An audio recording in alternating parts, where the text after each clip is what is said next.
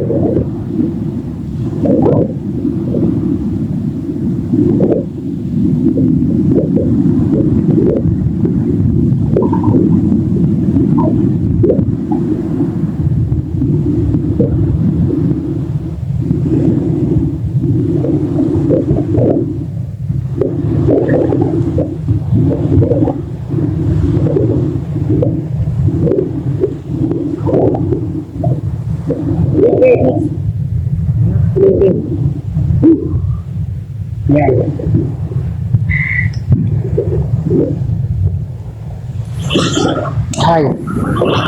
Yan ha. Mga kapilipi, mga ka-idol. Yan mga big night beach. Yan ha. Yan.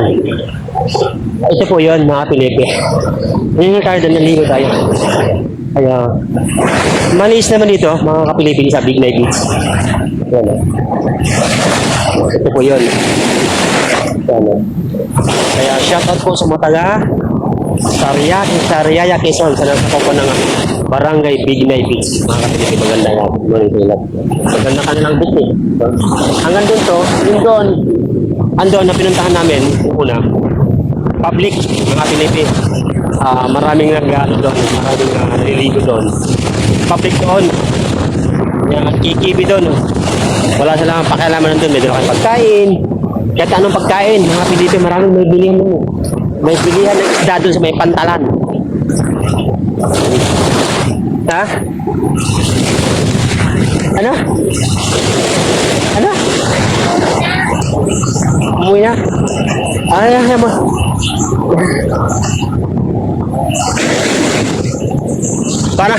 Parang ano siya? Parang kumpinya na siya. Parang kumpis. Ano sa doon?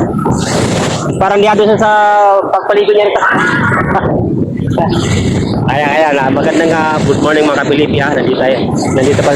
Maya tayo, uuwi mga kapilipi. Ano lang kami, naghanap lang kami ng mga paliguan. So meron silang pinupuntahan doon, mga ka-idol, mga kapilipi.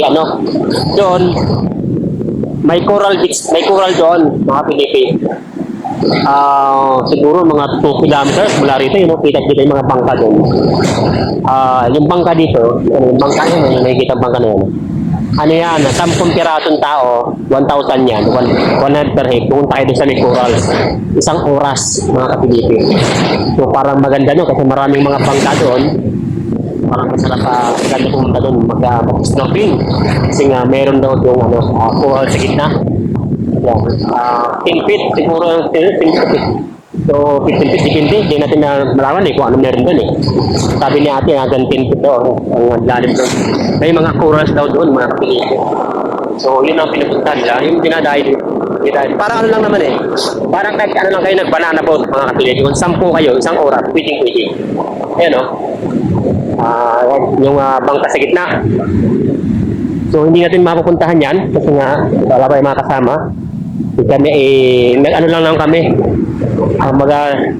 Nag-joyride lang kami ni Aling Gina.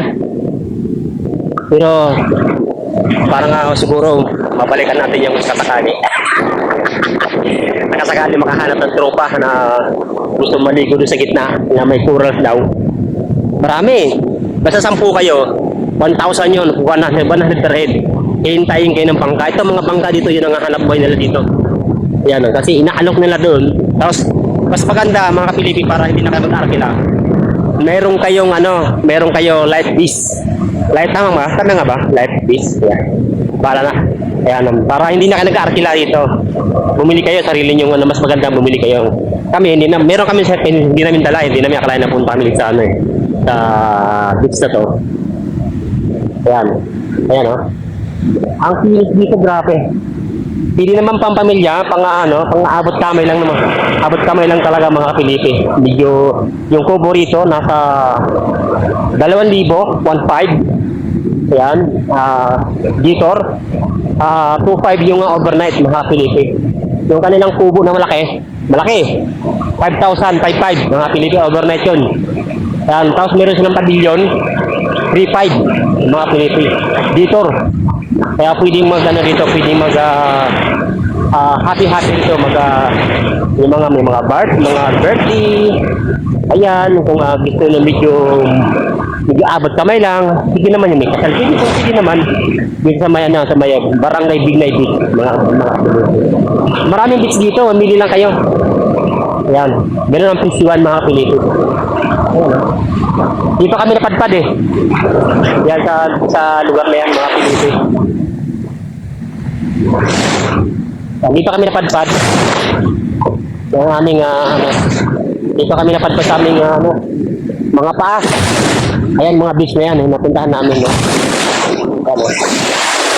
Dito kami sa paligid-ligid sa palingalingan ng beach. Sa Barangay Bignay Beach, mga Pilipino. Ang kasama ko dito yung aking jowa. Jowa, saan ang jowa ko? Ayan ang jowa ko. Magsambiting muna kami para matanggal ang aming mga ka-stress dito mga Pilipino dahil siyempre maghapon tayo Monday to Friday yung ating trabaho. Wala hanggang Saturday. Kaya muna tayo. Rest day. Dito kami napadpad sa Real Quezon. Ayan paano mga Kapilito shout out po sa inyo. Yan talaga minsan pag matanggal tayo ng kunting stress sa katawan mga Kapilito yan. Minsan naman may time. Ganito ang gawin, magligo-ligo, ayan. Ano lang ang maisipan dahil mayroon ng konting budget. Surbol na yan, ang pangana. Ayan. Hey. Shout out po sa inyo lahat. Hanggang dito na lang. Bye-bye everyone. Bye-bye Barangay Bignay Beach Sariaya, Quezon.